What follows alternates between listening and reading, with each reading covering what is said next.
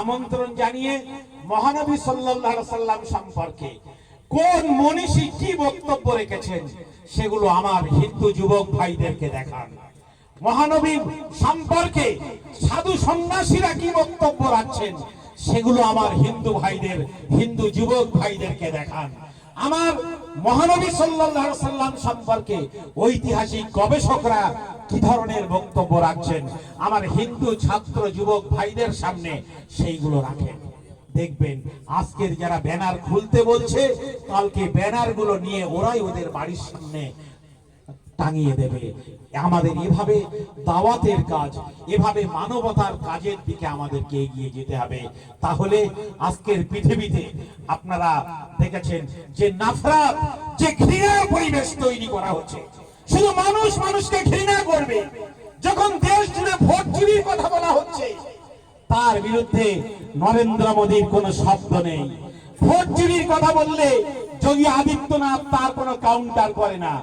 কিন্তু মুসলমানরা যখন আই লাভ মোহাম্মদ বলে তার হাত থেকে ওই প্লাকার্ডটা ছেঁড়ার জন্য যোগী আদিত্যনাথ তার পুলিশদেরকে লেলিয়ে দেয়। এর মধ্যেই বুঝতে হবে যে তাদের একটা অশুভ চক্রান্ত আছে। আমরা নবীকে ভালোবাসি, তার প্রচার প্রসার সোশ্যাল মিডিয়া থেকে শুরু করে হাট কপি, মসজিদে, মাদ্রাসায়, হাটে, বাজারে, রাস্তায় দাঁড়িয়ে, প্রয়োজনে নবান্নের সামনে দাঁড়িয়ে, প্রয়োজনে রাজভবনের সামনে দাঁড়িয়ে, কলকাতায় ঐতিহাসিক জামায়াতের মধ্য দিয়ে আমরা তা করবো ইনশাল্লাহ। কিন্তু আমরা শয়তানের পাতা ফাঁদে কোনোভাবে পা দেব না, সেটি আমি আপনাদের কাছে অনুরোধ রেখে গেলাম। আমি আশা করি যে যে কথাগুলো বললাম সেই কথাগুলো আপনারা মূল্যায়ন করবেন, ভুল হলে আপনারা ফোন করে ধরিয়ে দেবেন।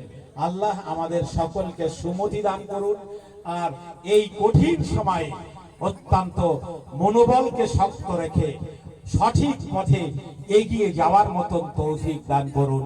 আসসালামু আলাইকুম, আল্লাহ হাফেজ।